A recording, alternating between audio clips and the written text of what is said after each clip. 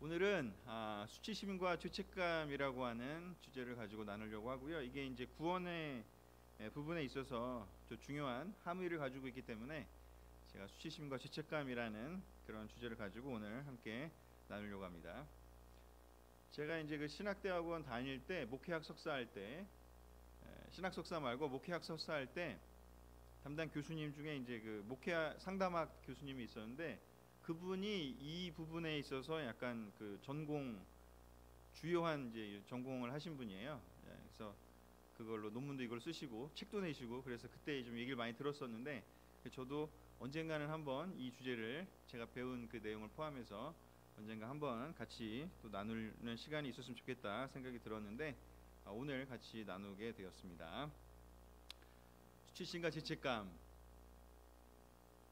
조금 어려운 단어이긴 하지만 조금 이렇게 설명을 좀 드리면, 수치심은 이제 영어로는 shame, 죄책감은 영어로 이제 guilty feeling, guilty 뭐 이렇게 얘기할 수 있는데, 수치심은 자아 자체에 대한 평가라고 얘기를 합니다. 정의를 하자면 자아 자체에 대한 평가, 나에 대한 평가, 나의 존재하는 나로서의 그 존재 자체에 대한 평가. 나는 어떤 사람이다, 뭐뭐하는 사람. 그러면 이제 이게 제가 n으로 써놓은 건 이제 명사를 뜻하고요. 그래서 보통 이렇게 존재 자체에 대한 평가를 뜻하고, 죄책감은 존재 자체가 아니라 행동에 대한 평가. 그래서 v를 써놓은 거는 이제 그 동사다 이런 거죠. 내가 어떤 걸 했어요. 내가 뭔가를 훔쳤어요. 아니면 누굴 때렸어요. 내가 뭐 화를 냈어요. 이런 행동에 대한 평가가 에서 시작되는 게 이제 죄책감이다. 그렇게 얘기를 할 수가 있고요. 수치심은 그렇기 때문에 자아 자체에 대한, 존재 자체에 대한 평가 측면이 있기 때문에 그것이 유발하는 어떤 감정은 어떤 거냐면 무력감이죠.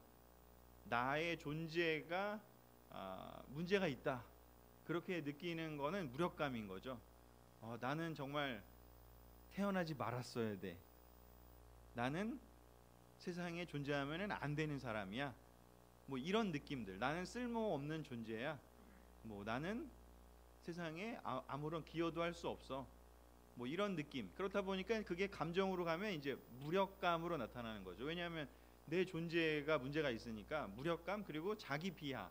이게 이제 주로 일어나는 일들이 될 거고, 그렇다 보니까 위축되죠. 사람이 위축되고, 그렇다 보니까 다른 사람들과의 교제하는 자리나 이런 데로 적극적으로 가기가 어렵고요. 그래서 회피하는 경향이 있습니다. 그래서 이렇게 자기 스스로 혼자 있고 싶어지거나 사람들 앞에 이렇게 어울리는 거를 자신 없어 할 수 있어요. 이게 뭐 내향성이다 이런 거랑은 다르고요. 그거는 이제 내향성은 뭐 무력감도 없고 혼자 있으면 너무 그냥 혼자 잘 노는 사람은 이거랑 상관없어요. 근데 이제 무력감이나 자기 비하, 위축의 상태에서 오는 회피를 하게 되면 아주 이제 무기력해지죠. 그래서 우울감이 형성될 수 있고, 자기 혐오, 그리고 낮은 자존감으로 이어지게 되는데, 이거는 이제 수치심에 대한 얘기입니다. 이건 내가 어떤 행동을 해서가 아니라 그냥 나에 대한 생각인 거죠. 그래서 이런 것들을 보면, 뭐 옛날로 따지면 뭐 옛날에는 그런 거 있잖아요. 이렇게 신분제 이런 거 있잖아요. 그래서 뭐 양반, 그다음에 노비 뭐 이렇게 있잖아요. 그래서 너는 태어나기를 노비로 태어났어요. 그러니까 너는 그냥 그런 존재야 라고 얘기를 해서 이렇게 노예들, 노비들 이런 존재들, 그리고 옛날로 또 더 좀 가면은 뭐 이렇게 흑인에 대해서 이렇게 백인들이 그렇게 어떻게 보면은 평가를 내린 것들, 이런 것들이 다 그 사람 그 존재 자체를 문제 삼는 거잖아요.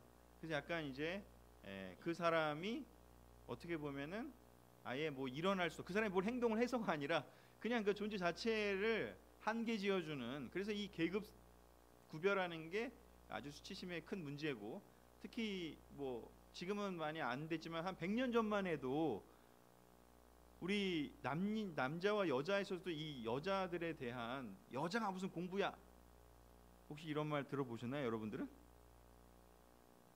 안 들어보신 분이 훨씬 많을 것 같은데. 네, 들어보신 분 계시고, 저희 어머니 세대까지는 들어보신 것 같은데. 네, 그게 말이 안 되잖아요, 사실은. 그러니까 여자라는 존재 자체로 이렇게 어떻게 보면은 이렇게 비하가 되는 거죠. 남자는 뭔가 할 수 있고 여자는 뭔가 이런 지금은 전혀 안 그렇습니다. 요즘은 거꾸로예요. 요즘은 아무튼 그래서 이 수치심은 이게 인종적으로도 올 수 있고 어떻게 보면은 많은 어떤 문제들을 야기할 수 있어요. 계급에서도. 그런데 이제 죄책감은 그런 거랑 상관없이 아까도 얘기했다시피 행동에 대한 평가다 보니까 어떤 내가 잘못을 했어요. 막 화를 내고 뭘 누굴 때리고 아니면은 뭔가 이렇게 실수를 잘못을 했어요. 그러면 뭔가 이렇게 찔리잖아요. 그렇기 때문에 사실 죄책감은 나쁜 게 아니에요. 사실 어떤 면에서는 그걸 반성하고 또 후회해야 되잖아요. 내가 뭘 잘못했으면 나쁜 행동을 하고 후회를 안 하면 요즘 우리 열받고 있잖아요. 그럼 지금 보고 있기 때문에 반성을 하고 후회하는 죄책감이 없는 사람들을 우리가 사이코패스라 그러거든요. 범죄 심리학에서. 근데 왜냐면 그거는 인간이 양심이 있다면 사실 당연한 거고 좋은 거거든요. 그래서 반성 후에 보상하려는 노력이 따르기 때문에 바꾸고자 하는 그 어떤 추진력을 주기 때문에 죄책감은 나쁜 게 아니다. 근데 우리가 사실 이거에 대한 개념이 정확하지 않다 보니까 죄책감이 들면 뭔가 나쁜 것 같은 느낌을 드는데 사실은 죄책감 때문에 나쁜 게 아니라 수치심 때문에 나쁜 거거든요. 근데 이런 것들을 배워본 적이 없기 때문에 사실 죄책감은 필요하기도 하고 적절한 수준이라면 너무 심하면은 이게 문제죠. 뭐 하기만 하면은 막 이렇게 잘못한 것 같은 느낌을 받으면 힘들잖아요. 사실은 뭐 조금 내가 이렇게 버럭했는데 그게 막 내가 또 화를 냈어 막 이런 식으로 이제 이게 오해되면 이제 문제가 되는 거죠. 그래서 적절한 수준이라면 내가 이거 잘못했어 이걸 바꿔야 돼라고 얘기했으면 좋은데 이렇게 하면 내가 또 문제가 될 것 같아 저렇게 하면 또 문제가 될 것 같아 하면서 그 죄책감 느낌이 싫어서 아무 행동도 안 해요. 그러면 이제 그게 문제가 되는데 그런 수준이 아니라면 사실은 죄책감은 나쁜 건 아니다. 개선에 오히려 도움이 되고 추진력이 되고 필요한 것이다. 그게 없는 게 문제다. 하지만 수치심은 사실은 이거는 있으면 좀 위험하다, 안 좋다라고 얘기를 할 수 있고 사회의 제도적인 측면이나 아니면 인간이 만들어낸 어떤 그런 여러 가지 갈등의 요인으로 이런 것들이 존재하는 것이 문제이기 때문에 인류 역사에서 이 수치심을 극복해 오는 방향으로 인류 역사가 발전해 왔다고 평가할 수가 있습니다. 자, 그럼 성경에서의 이 얘기를 좀 더 깊게 해보면 창세기에서 이 하나님이 사람을 창조하신 이야기가 크게 이제 두 파트로 나눠져서 기록이 되어 있거든요. 첫 번째는 뭐냐면 이렇게 사람이 흙으로 지어졌다라는 표현이 나오잖아요. 흙으로 빚어진 존재. 그래서 이 흙으로 빚어졌다라는 그래서 나중에 흙으로 돌아갈 것이다. 그래서 이것은 존재 자체가 하나님하고는 다른 존재다라는 뜻이죠.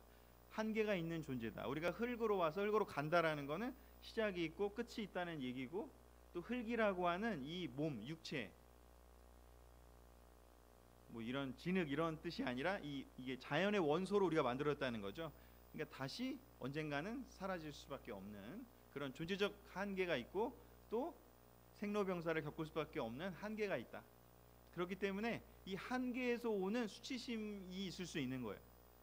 그래서 이 흙으로 빚어진 존재는 존재 자체의 한계를 얘기하기 때문에 우리가 가진 그런 어떤 존재 자체의 한계가 여기서 오는 거죠. 우리가 영원히 살 수 없고 언젠가 죽을 거라는 그 불안감, 두려움이 있잖아요. 없으신가요? 빨리 난 가고 싶다. 가끔 저도 그런 생각을 너무 아프면 그런 생각을 할 때도 있긴 하지만 어찌됐건 거기서 오는 불안감과 거기서 오는 뭔가 나의 한계 그리고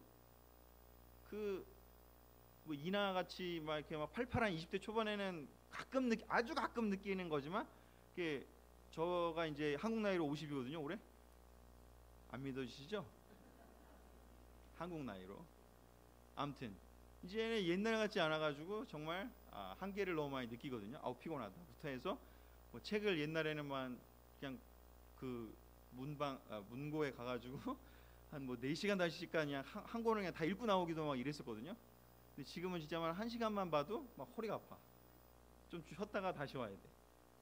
계속 읽고 싶은데 뭐 이런 한계들부터 해서 내가 점점 계속 이렇게 뭔가 많은 걸 할 수 없는 존재구나.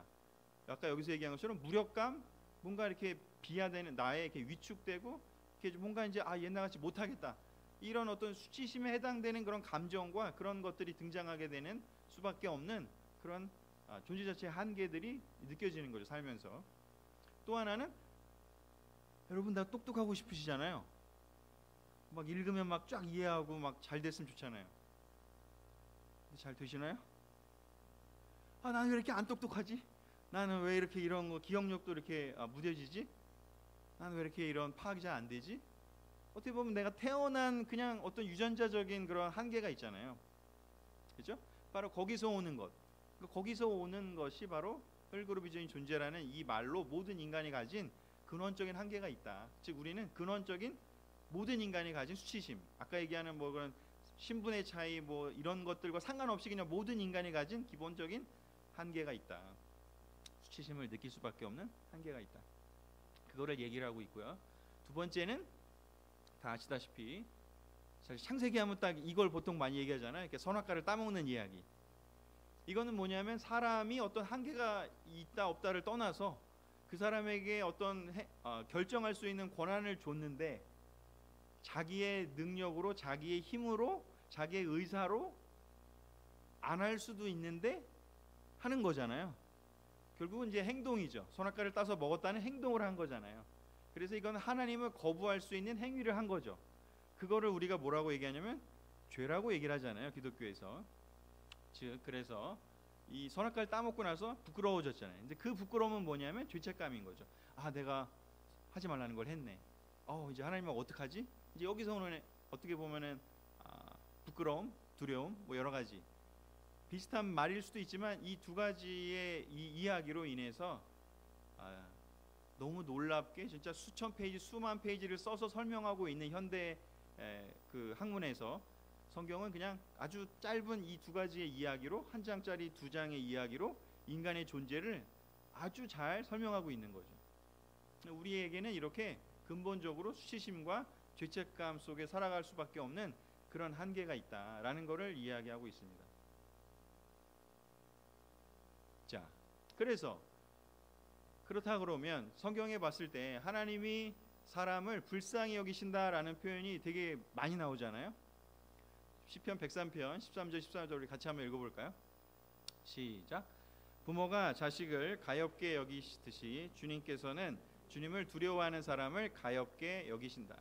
주님께서는 우리가 어떻게 창조되었음을 알고 계시기 때문이며 우리가 한가 티끌임을 알고 계시기 때문이다. 아멘. 이런 표현이 되게 많잖아요. 성경에 보면 하나님이 부모님인 것처럼 우리를 가엾게 여기신다. 왜냐하면 우리가 어떻게 창조되어 어떤 존재로 태어났는지를 알고 계시고, 왜냐 본인이 창조하셨으니까 뭐 여러 가지 방법으로 하나님께서 창조하셨고, 그리고 우리의 존재적 근원이 한가 티끌임을, 즉 흙임을, 이 자연에 있는 이 원소로 구성되어 있는 한계가 있는 존재임을 알고 계시기 때문이래요. 그래서 우리를 불쌍히 여기신대요. 그 얘기는 뭐예요? 하나님이 우리를 존재 자체로 그냥 불쌍히 여기신다는 거죠. 우리가 어떤 존재인지는 아시니까. 그래서 이런 표현들은 바로 이 흙으로 빚어졌다고 하는 우리에 대한 하나님의 마음인 거죠. 한계가 있는 우리들에 대한 마음이요. 우리들도 옆에 있는 형제자매들이 한계를 느낄 때 우리가 보통 어떻게 얘기해요? 그 사람이 뭔가 한계를 느끼고 막 좀 이렇게 무기력해지고 위축돼 있으면 어떻게 해요? 우리가 격려를 해주죠. 괜찮아, 잘하고 있어, 잘해왔어. 너가 뭐 문제가 있는 게 아니야. 너 자체가 뭐가 문제 있는 거 아니야. 너 잘해왔어. 충분해. 있는 그대로 받아들여. 이런 얘기를 우리가 해주잖아요. 안 해주시나요? 해주죠. 근데 이런 소리를 너무 우리는 들어야 돼요, 사실은. 왜냐하면 우리는 그런 부정적인 그런 느낌들, 수치심에서 오는 그 우리의 그 존재 자체 한계로부터 오는 그 불안과 그런 어떤 한계에서 오는 그런 감정과 생각들이 들기 때문에. 그래서 요즘 보면은 여러분 그 방송이나 아니면 이런 데서 보면 바로 이 존재 자체, 인간의 존재 자체를 긍정해주고 그것을 되게 격려해주는 그런 사람들이 있어요. 그리고 되게 인기예요. 김창옥 같은 분, 오은영 같은 분, 그렇죠? 그런 강사들이 엄청나게 강의를 한다고 그러고 뭐 토크쇼를 한다고 그러면 사람들 엄청 몰려요. 거의 오페라 가격을 내고 뭐 뮤지컬 가격을 내고 그 대관하는 그 강당에 모여요. 그리고 TV도 계속 나오잖아요. 왜냐하면 그분들이 계속 이 얘기를 해주는 거예요. 여러분 괜찮습니다. 좀 실수해도 괜찮아요. 좀 넘어져도 괜찮아요. 좀 쉬세요. 충분해요. 그런 얘기를 계속 사람들은 끊임없이 들어야 돼요. 왜냐하면 아까도 얘기했다시피 우리의 존재가 그렇고, 그리고 성경에 그런 얘기가, 하나님이 우리를 그렇게 보신다는 얘기가 그렇게 많이 나오는 이유가 뭐냐면 우리가 그거를 자주 느끼기 때문이라는 거죠. 자주 느끼십니까? 종종 느끼십니까? 우리는 그런 격려가 필요해요. 왜냐하면 우리 존재의 그런 한계 때문에요. 자, 그런데 그런 얘기만 있는 게 아니라 출애굽기 34장 6절 7절 포함해서 뭐 많은 또 구절에 또 다른 측면의 이야기를 하시죠. 같이 읽어보겠습니다. 시작. 주님께서 모세의 앞으로 지나가시면서 선포하셨다. 나 주는 자비롭고 은혜로우며 노하기를 더디하고 한결같은 사랑과 진실이 풍성한 하나님이다. 수천 대에 이르기까지 한결같은 사랑을 베풀며 악과 허물과 죄를 용서하는 하나님이다. 그러나 나는 죄를 벌하지 않은 채 그냥 넘기지는 아니한다. 또 다른 측면에서 하나님이 본인이 어떤 분인지를 설명하면서 뭐라고 얘기를 하냐면, 내가 한결같은 사랑을 베풀고 불쌍히 여기고 너희를 도와주지만, 그렇지만 죄를 벌하지 않은 채 그냥 넘어가지는 않는다. 그 죄는 아까 표현한 대로 하면 어떤 거냐면 내가 어떤 행동을 한 거죠. 뭐 누군가 살인을 했어요. 누군가 훔쳤어요. 물건을 훔쳤어요. 누군가 간음을 했어요. 누군가 사람들을 상처를 줬어요. 그리고 하나님이 정하신 어떤 규정이 있는데 그거를 무시하고 뭐 그 엘리의 아들들처럼 그냥 자기 마음대로 해버려요. 그것은 그 행동에 대해서는, 그 잘못한 행동에 대해서는 벌하지 않은 채 그냥 넘기지 않는다고요. 이게 이제 뭐냐면 진리를 구현하는 것이죠. 근데 이거는 해야 돼요, 안 해야 돼요? 되잖아요. 이거 안 하면 어떻게 돼요? 사회가 그냥 카오스고 아노미 상태로 되겠죠. 뭐 제재도 안 되고 그냥 막 어떤 처벌이 이루어지지 않는다면, 어떤 행동들에 대해서 술 먹고 막 음주운전 하는데 그 처벌 안 해봐요. 큰일 나죠. 엄청 많은 사람들이 피해를 보겠죠. 그리고 안타까운 일들이 많이 벌어지잖아요. 요즘에 뭐 막 뉴스를 보면 안 좋은 일들이 벌어지잖아요. 뭐 8살 아이를 막 살해하는 그 교사 이야기가 어제 오늘 우리를 온 나라에 충격을 줬습니다. 근데 그런 일들이 계속해서 뭐 누가 막 또 막 층간 소음으로 인해서 막 싸우다가 또 누군가를 살해했다는 이야기도 있고, 뭐 여러 가지 일들이요. 또는 그냥 너무나 강도가 부산에서 뭐 강도가 들어가서 그냥 돈 달라고 내놓으라고 하는 그런 일들이요. 그 처벌하지 않으면 안 되잖아요. 그런 것처럼 죄를 단호하게 처벌하는, 이거는 뭐예요? 행동에 대해서, 죄를 짓는 그 행동에 대해서, 죄책감이 드는 그 일에 대해서는 단호하게 처벌을 해야 돼. 행동을 개선해야 돼. 왜냐? 그래야 사회도 돌아갈 뿐만 아니라 그 사람도 도와주는 거죠. 왜냐하면 처벌 안 하면 어떻게 돼요? 반복하잖아요. 처벌 안 하면 반복하잖아요. 그런 사람이 한 번 하는 게 아니잖아요. 그렇기 때문에 이 죄책감이 드는 일에 대해서는 반드시 행동을 개선해야 됩니다. 자, 조금 이제 다른 이야기로 넘어가서, 자, 그래서 우리의 이런 죄책감이나 우리의 이런 수치심이나 이런 것들이, 사실 성경은 옛날에 쓰인 책이다 보니까 이걸 이렇게 정교하게 이렇게 개념적으로 설명하지는 않고 있잖아요. 근데 요즘 이제 학문이 발달하면서 이런 것들을 점점 더 잘 알게 되는데, 그래서 이런 것들을 이제 성경은 단호하게 죄라고 얘기를 하죠. 그 죄를 회개하는 그런 이야기, 죄를 극복하는 이야기들이 많이 나오는데, 신약 성경에서의 회개는 아마 많이 들어보셨겠지만 메타노이아라고 돼 있어요. 전치사 메타가 뜻이 뭐냐면 이제 함께 또는 위에 또는 이렇게 전환한다, 이런 뜻이 있거든요. 그래서 명사 이렇게 누스라는 게 마음이에요. 마음과 생각을 누스라 그래요, 그리스어에서는. 그래서 이것이 합쳐져서 마음과 생각을 전환한다, 그런 뜻으로 쓰여요. 메타가 그렇게 쓰여. 여기서는 뭐 메타버스 그러면 이제 또 뭐 그거는 이제 위에라는 뜻이 돼서 초월적인 세계 뭐 이래서 가상현실 뭐 이렇게 쓰이기도 하고 하는 그 메타거든요. 뭐 메타 인지 그러면 이렇게 위에서 인지 한다 해서 그걸 합성어로 만들어서 우리나라에 쓰는 말이기도 하고, 그래서 이 위에서라는 뜻도 있지만 이게 전환한다 이런 뜻도 있습니다. 그래서 여기서의 신약 성경에서의 회개는 메타노이아는 주로 단순한 후회가 아니라 이 마음과 생각을 근본적으로 바꾸는 걸 뜻해요. 그래서 그냥 그 죄책감이 드는 그 행동만 바꾸는 게 아니라 그 행동의 시작이 된 그 동기, 그죠? 그 모티베이션, 그 마음과 생각에서 시작돼서 행동으로 나가니까, 그래서 그것을 그 마음과 생각까지 바꿔야 그 행동까지, 죄책감을 불러일으키는 그 행동까지 바꿀 수 있다라고 얘기를 해서 신약 성경에서의 회개는 주로 그 메타노이아, 변화라고 얘기를 하고 있고, 그것을 회개라는 말로 많이 씁니다. 그래서 회개해야 된다, 내 마음과 생각을 바꿔야 된다, 그래야 천국에 들어갈 수 있다라고 얘기를 하게 되죠. 근데 잘 보면 구약 성경에도 물론 이런 개념이 있지만, 구약 성경에서의 회개는 히브리어에서는요 슈브라는 단어가 제일 많이 쓰입니다. 슈브는 뭐냐면 돌아서다, 되돌아가다, 회복하다라는 뜻이 있어요. 조금 차이가 있습니다. 그래서 같다고도 볼 수 있지만 좀 차이가 있어요. 이 슈브는 뭐냐면 죄에서 떠나서 하나님께로 방향을 돌려서 하나님께로 회복이 되는 거예요. 다시 하나님께로 가는 거예요. 그래서 너희는 울며 애통하고 마음을 다하여 돌아오라라고 요엘에 써 있는데, 이 돌아오라 할 때 쓰인 단어가 슈브예요. 그래서 구약 성경에서의 회개는 하나님께로 돌아가는, 방향을 전환해서 하나님께로 다시 돌아가는 개념이 더 강조된다면, 신약 성경에서의 메타노이아는 내가 마음을 바꿔서 내가 죄 지은 그 행동을 바꾸는 그런 것에 좀 더 초점이 되어 있다고 볼 수 있습니다.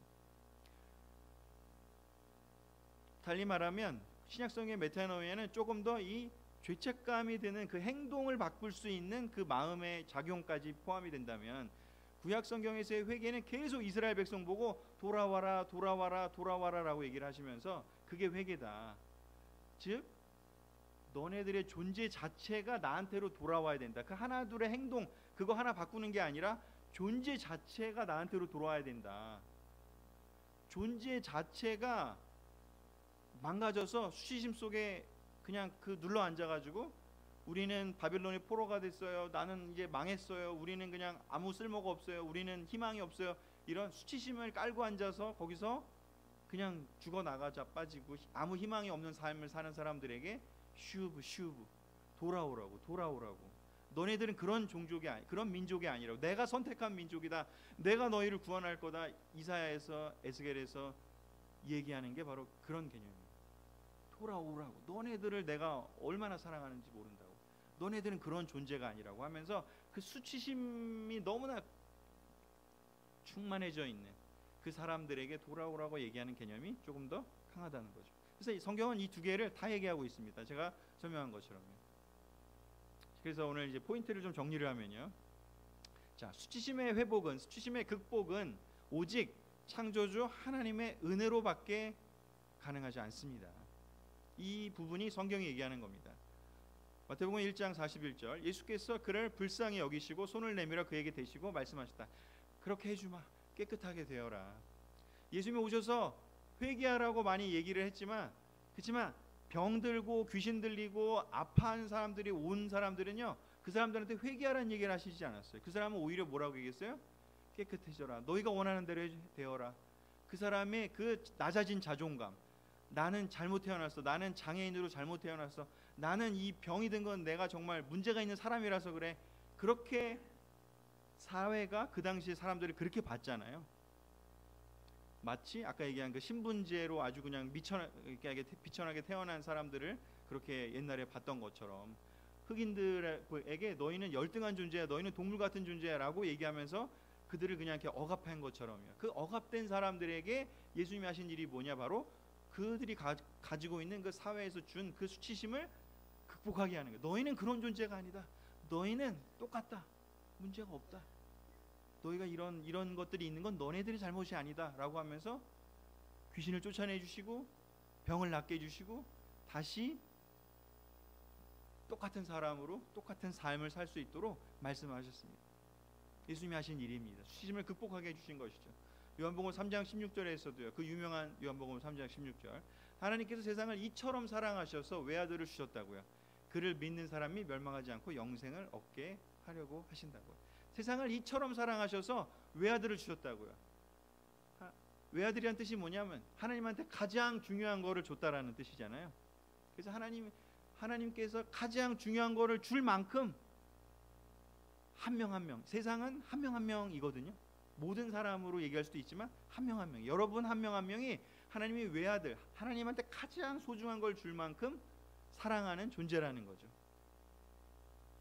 그래서 그것을 우리가 거기에서 오는, 나를 창조하신 분이 나를 긍정하는구나, 나를 창조하는 분이 나를 완전히 사랑하시는구나, 나의 어머니 아버지가 나를 버린 존재가 아니다, 나는 나의 근원적인 그 어머니 아버지이신 그 부모이신 그 하나님이 나를 좋게 여기시는구나, 나를 사랑하시는구나, 나를 너무나 가치 있게 여기시는구나, 그렇게 얘기하시는 맥락의 이야기들이 성경에 너무나 많은 거죠.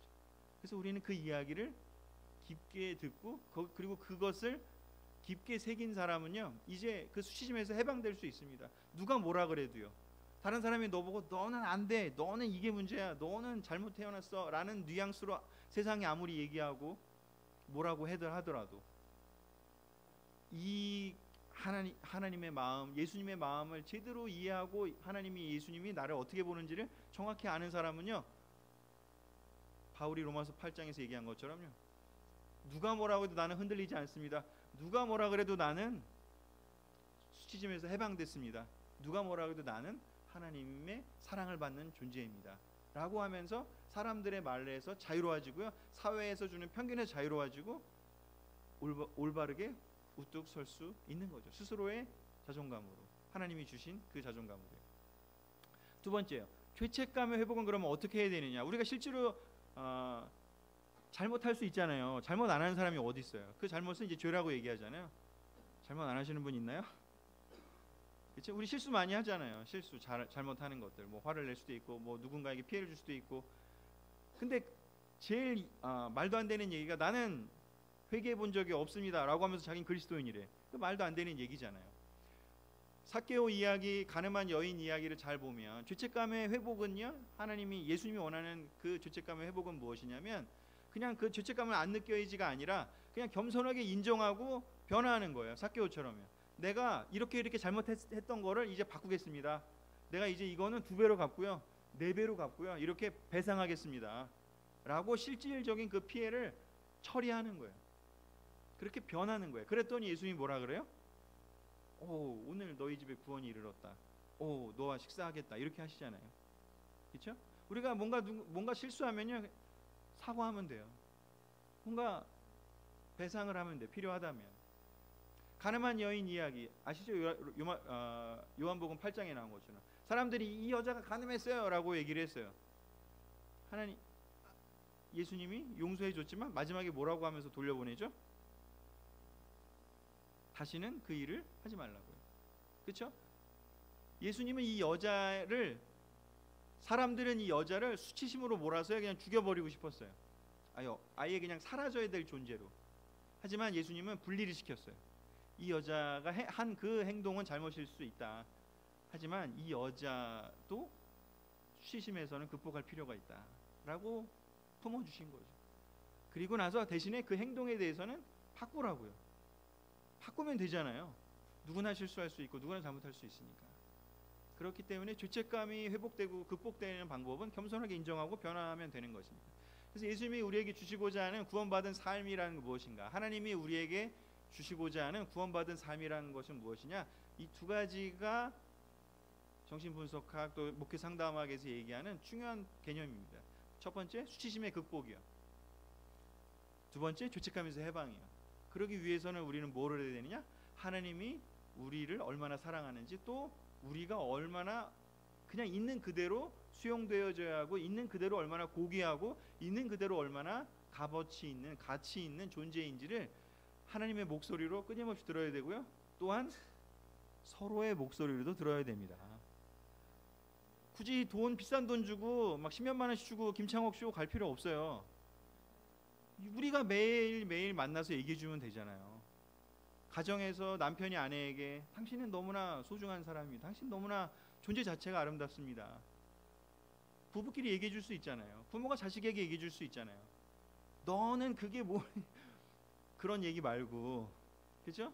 존재 자체를 받아주고 수용해주고 긍정해주는 이야기들이에요. 하나님이 그렇게 하셨던 것처럼 우리가 서로에게, 형제자매들에게 서로 우리 그런 얘기 자주 하지만 조금 더 많이 해도 충분해요. 너무 많이 들어서 이제 안 해도 된다 그러신 분이 있어요? 아니, 그렇지 않아요. 우리는 매일매일 우리는 늙어가고 있고요. 매일매일 우리는 그 한계를 점점 더 날이 가면 갈수록 느끼면서 살기 때문에 시간이 지나면 지날수록 오히려 더 필요해요. 그리고 두 번째, 우리가 뭔가 실수하면요, 그걸 해결하는 일은요 복잡하지 않아요. 막 복잡하지 않아요. 그냥 삭개오처럼 하면 돼요. 그냥 배상하면 되고 바꾸면 되고요. 아주 심플해요. 근데 그 일을 안 하면서 실질적인 건 안 바꾸면서 가서 사과하거나 뭔가를 이렇게 바꾸는 그 일, 사실 성경부할 때 하이라이트가 어쩌면 이 부분이잖아요. 우리가 그런 것들을 해결하게 하잖아요. 이 죄책감에서 해방시켜 주잖아요. 근데 그거를 너무 못해. 왜냐하면 이 사회는 뭔가 사과하고 뭐 이러면은 이제 그 사람 꼬투리 잡혀갖고 계속 괴롭히니까, 법적으로든 아니면 뭐 사회적으로 사과를 안 해야만 막 괜찮은 것처럼 이 세상은, 하나님 없는 세상은 그렇잖아요. 근데 하나님이 주시고 싶어하는 것은요, 우리가 뭔가 실수했으면, 우리가 뭔가 잘못했으면 그냥 인정하고 그걸 다 내놓고 변화하고 삭개오처럼 그렇게 바뀌는 것. 아주 심플하게, 복잡할 필요 없이, 감정에 막 이렇게 할 필요 없이. 바로 그래서 이 해방을 얘기를 하고 있습니다. 그래서 성경에서 끊임없이 회개해라 회개해라 바꿔라 하는 얘기가 어떤 면에서는 이 두 가지가 좀 섞여 있는데, 우리가 제가 이 설명을 통해서 좀 더 이해할 수 있는 그런 시간이 오늘 됐으면 좋겠고요. 마지막 구절입니다. 그래서 우리 고린도후서 5장 14절, 17절, 18절 자, 제가 적어왔는데 같이 읽어보겠습니다. 시작. 그리스도의 사랑이 우리를 휘어잡습니다. 우리가 확신하기로는 한 사람이 모든 사람을 위하여 죽으셨으니 모든 사람이 죽은 셈입니다. 누구든지 그리스도 안에 있으면 그는 새로운 피조물입니다. 옛것은 지나갔습니다. 보십시오, 새 것이 되었습니다. 이 모든 것은 하나님에게서 났습니다. 아멘. 예수님이 십자가에서 죽으신 일은요, 이 두 가지를 다 해결하셨어요. 그 뜻이 뭐냐? 첫 번째, 우리의 수치심을 우리가 극복할 수 있는 표본이 되셨습니다. 실질적인 증거가 되셨어요. 내가 이 정도로 너를 사랑한다라는 걸 보여준 거잖아요. 자기 목숨을 내걸면서까지 이 세상에 오셔서 내가 너를 이렇게 사랑한다라고 얘기해 준 거잖아요. 얼마나 우리가 그렇게 값어치 있어요. 예수님이 목숨을 내놓을 정도로 여기 있는 한 분 한 분이 값어치가 있으세요. 다른 사람도 그렇고요. 어마어마한 분들 아닙니까? 여기 옆에 계신 한 분 한 분이 예수님이 목숨을 내줄 만큼 값어치 있어요. 그래서 그 수치심을 해결하신 그 뜻도 들어있고요.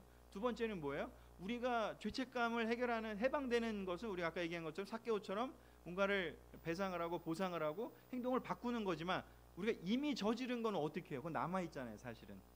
그렇죠? 아무리 우리가 바뀐다고 해도, 삭개오가 아무리 바뀐다고 해도 옛날에 그 실수한 게 아마 평생 머릿속에 남을 거예요. 순간순간 아마 떠오를 거예요. 저도 가끔 이렇게 옛날에 내가 그랬던 게 떠올라. 해결했으면 사과하고 해결했던 거지만 그때 내가 그러지 말았을 걸, 막 이런 내 행동에 대한 그런 어떤 후회하는 마음 자꾸 들거든요. 근데 우리가 다 배웠다시피 우리의 그 과거에 했던 그 일들이요, 그 행동들이요, 예수님이요 십자가에서요 대가를 치르셨다고요. 다 사라지게 하신다고요. 하나님 앞에서는 기억이 안 나게 해준다고요. 대속이 되셨다고요. 우리의 그 죄를 지은 그 행동들에 대한 그 대가는 예수님이 다 치르셨다고요. 그러니까 우리는 치를 거 없는 거예요. 근데 사탄은 계속 우리한테 거 봐라, 너 또 예전에 그랬던 거 또 생각해봐, 넌 이게 문제야. 그리고 죄책감으로 시작해서 수치심까지 끌고 들어가잖아요. 거 봐, 네가 그런 행동하는 거 보니까 너는 잘못 태어났어. 거 봐, 그런 행동하는 거 보니까 너는 그냥 다시는 잘 될 가능성이 없는 존재야. 사탄은 죄책감을 시작해서 우리를 끊임없이 수치심으로 몰아갑니다. 근데 예수님이 십자가에서 그거를 다 해결하신 거예요. 그래서 예수님 안에 있어야 한다는 것이죠. 그래서 이 모든 것은 하나님에게서 났다고요. 진정으로 이 세상 모든 사람들에게 필요한 것은 그래서 예수 그리스도입니다. 아무리 사람들이 그냥 자기의 말로 뭐 이렇게 격려하고 극복하고 해서 지낸다 하더라도요, 그거를 계속해야 돼요. 하지만 예수님이 단번에 하신 이 일로 우리 그리스도인들은 이 모든 거를 해결했습니다. 그래서 새로운 삶을, 새로운 피조물이 된다라고 얘기합니다. 그리스도인이 되었지만 이 비밀을 모르면요, 그리스도인이 되었음에도 불구하고 맨날 그 사탄의 그 꾀임에 빠져가지고 자기 비하와 무력감과 우울감과 그 죄책감 속에서 살아가게 됩니다. 근데 그걸 해결하셨대요. 그래서 우리가 진짜 크리스찬으로 올바르게 산다는 것은 이 새로운 피조물로 우리가 태어났다는 것을 사탄한테 속임을 당하면 안 되고요, 우리 스스로 계속 우리 스스로에게 얘기해야 되고 서로한테 얘기하는 그런 공동체가 되어야 됩니다. 그게 바로 뭐예요? 구원이라는 거죠. 변화된 새로운 삶이요, 본질적으로 회복된 삶이요, 새로운 피조물이 된 삶이라는 것이죠. 그래서 그런 삶을 우리가 다시 한번 오늘의 이 레슨으로 우리가 다시 한번 우리 새로운 피조물이 된 것을 기뻐하고 감사하고 누릴 수 있다면 그럼 너무 좋겠죠. 그렇게 누리는 삶을 사시기를 바라면서 오늘의 말씀을 마치도록 하겠습니다. 감사합니다. 자, 우리 기도하고 우리 그룹끼리 또 쉐어링하고